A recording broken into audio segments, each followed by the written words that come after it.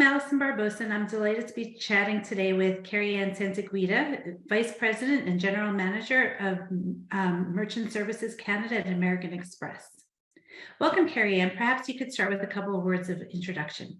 Sure. Thank you. Thank you for having me. Yes, my name is Kerri-Ann Santaguida. I have worked at American Express for going on 21 years in both their issuing and the merchant business, and currently running the merchant services and network teams for all of Canada.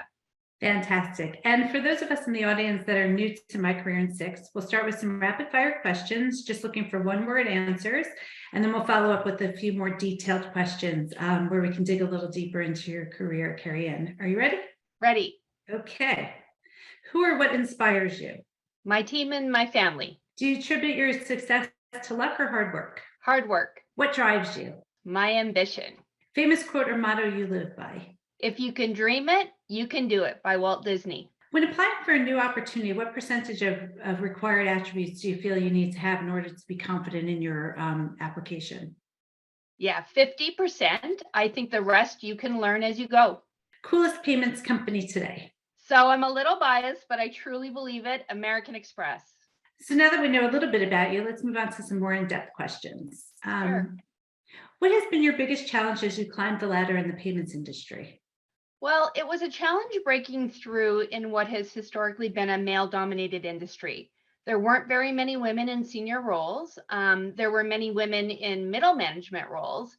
And I was navigating my own ambitions and aspirations for my career while still building my confidence at the same time that taking on a senior role in payments was achievable.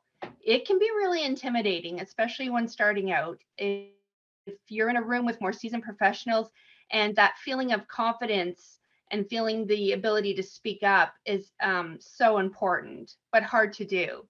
And really having male allies was really important on my career journey. Even today, every promotion or opportunity I've earned and have been given was through a male leader in the company. So it's really important to have allies. What do you feel has been your greatest accomplishment in your career? I chose to go on all the school trips. I managed to be present for all the important moments in my children's lives. And I don't feel like I had to make a choice as I was able to be a mother first. And for that, I'm really grateful and I'm blessed. If there's one thing you could have done differently, what would that have been? I would have taken more time off from maternity leave. So when I had both my children and I was, worried about the potential impact on my career, and taking longer maternity leave was something I had stuck in my head was going to impact my career. American Express was not telling me that, but I myself sort of had this like unconscious bias about it. So, hindsight is 2020, but I realize now that my accomplishments, my ability to over deliver against objectives, my ability to be a great leader, these are not defined by the length of time I took off for a maternity leave. So I would have taken the full maternity leave. Great advice. How important have you touched a little bit on this question earlier when you talked about your allyship, but how important have your network and connections been in assisting your career in the payments landscape? They've been really, really important, and they still are.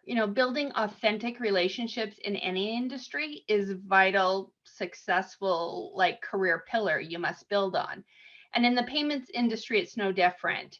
But in the payments industry, partnerships and collaboration are so key to thriving in this field. It's certainly played a really huge role in my career progression. And, I had this opportunity just this past September to speak at the Women in Payments Symposium. And these opportunities to connect are still rewarding and enriching, allowing me to connect with women from different organizations, women in different stages of their careers, gain new perspective, talk about emerging opportunities and challenges. There's no way to progress professionally without the support of other people. So whether it's through networking opportunities, mentorship, sponsorship, or those closest to you simply cheering you on, you've got to make sure that you build relationships. As a senior female woman, how have you helped shape the culture of your current business?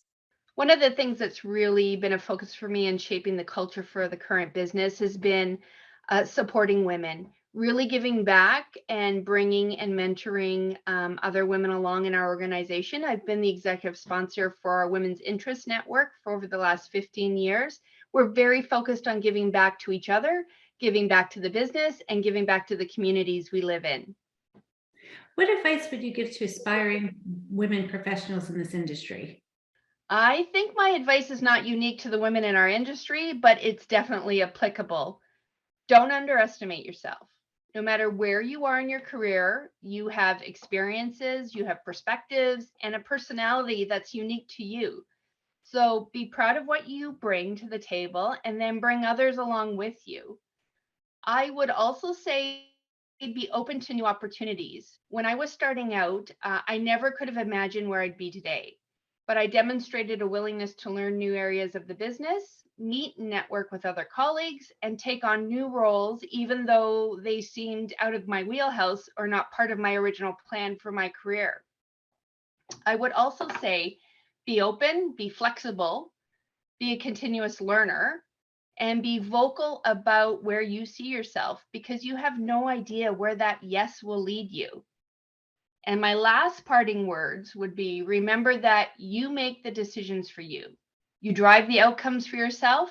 You create the strategies and the experiences that make you happy.